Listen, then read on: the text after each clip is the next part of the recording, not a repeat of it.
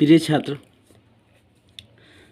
सिद्ध करें कि √5 एक अप्रमेय संख्या है। √5 के जगह पर और भी संख्या हो सकता है, जैसे √2, √3, √7, √11, बहुत सारी संख्या हो सकता है।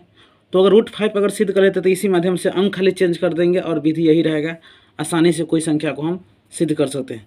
तो अप्रमेय दिया है तो क्या करना है, इसे हम सबसे पहले मानेंगे प्रमेय। इसे लिखेंगे माना कि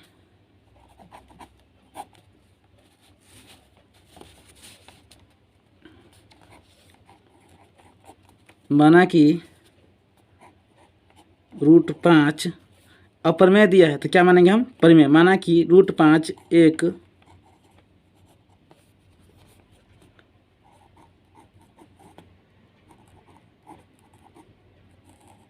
प्रमेय संख्या है। क्या है, प्रमेय संख्या है। तो प्रमेय संख्या हम जानते हैं कि प्रमेय संख्या कभी भी P/Q के रूप में होता है। तो कहने का अर्थ हुआ √5 बराबर क्या होगा, P/Q। अब P/Q के जब आप A/B भी ले सकते तो कोई दिक्कत नहीं है। जहाँ P/Q क्या है, पूर्णांक है तथा Q does not equal to 0।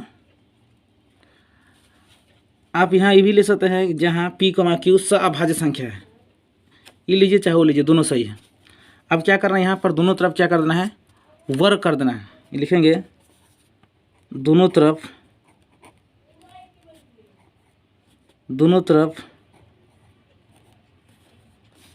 वर्ग करने पर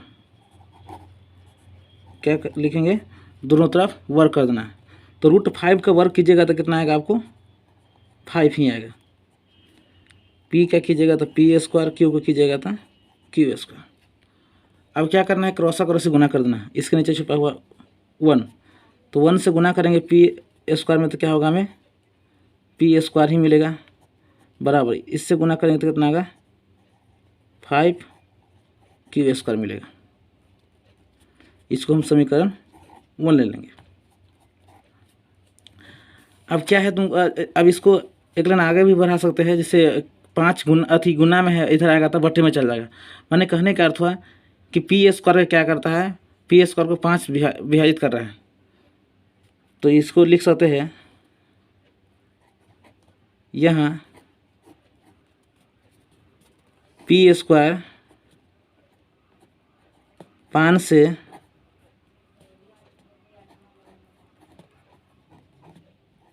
विभाज्य है, तो P यहाँ लिखा है P² 5 से विभाज्य है, तो स्क्वायर हटने के बाद भी क्या होगा, 5 से विभाजित होगा। मैंने कहने का अर्थ हुआ P² 5 से विभाज्य है तो P भी 5 से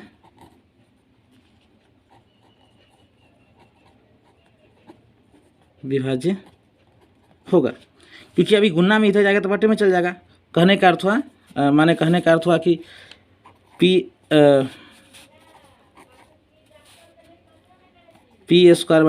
5। तो कहने का अर्थ हुआ यहाँ पर P² 5 से विभाज्य है, गुना में ही तो बट्टे में चल जाता है। P² माने 5 से इसमें भाग लग जाएगा, स्क्वायर हटाने के बाद भी क्या होगा, 5 से वो डिवाइड होगा, समझे। चलिए आप लिखेंगे पुनः माना कि, लिखेंगे पुनः माना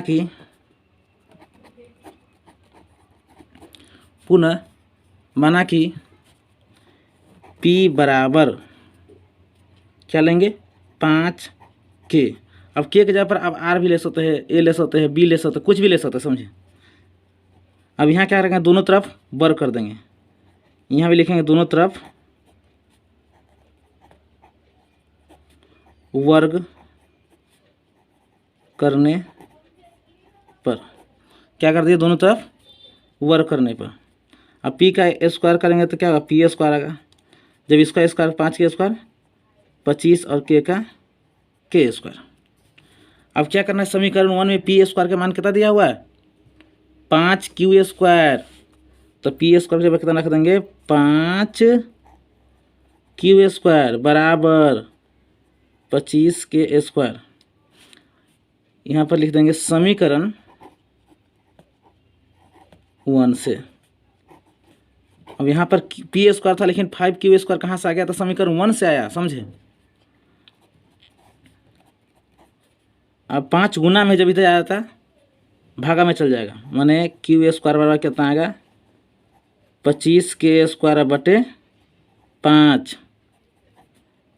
इसीलिए क्या होगा क्यू स्क्वायर बराबर क्या होगा, कट जाएगा 5 मरतबे, तो कितना बचेगा 5 के स्क्वायर। अब जो भाषा ऊपर लिखे वही भाषा यहाँ पर लिखना है। यहाँ पी स्क्वायर था तो पी स्क्वायर लिखे, यहाँ क्यू स्क्वायर है तो क्यू स्क्वायर लिखना है।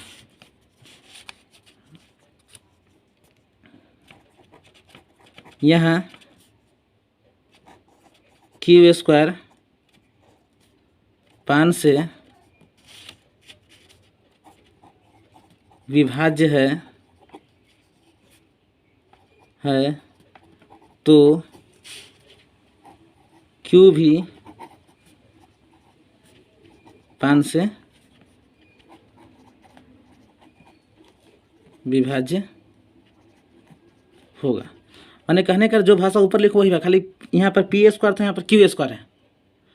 आप देख रहे हैं कि जो पी यहाँ कहने का अर्थ हुआ, परिमेय संख्या कहने का अर्थ हुआ कि पी और क्यू में क्या कहने का अर्थ हुआ, सअभाज्य संख्या था।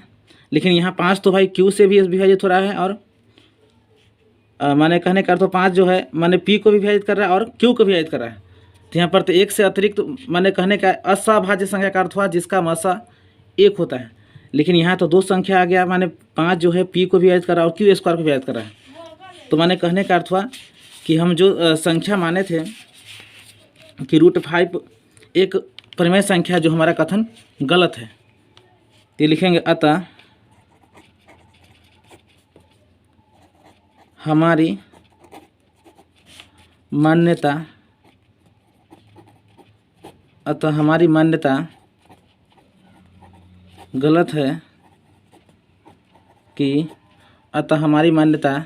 गलत है कि √5 एक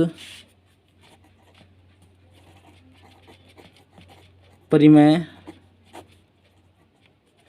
√5 क्या है, √5 एक परिमेय संख्या है। इसलिए √5 एक क्या होगा, अपरिमेय संख्या, अपरिमेय संख्या होगा।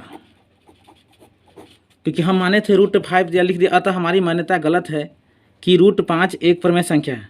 क्योंकि हम √5 को अपरिमेय है लेकिन हम इसको परिमेय माने थे। जो क्या हुआ, हम जब सोल्व किए तो क्या हुआ, वो कथन गलत निकला।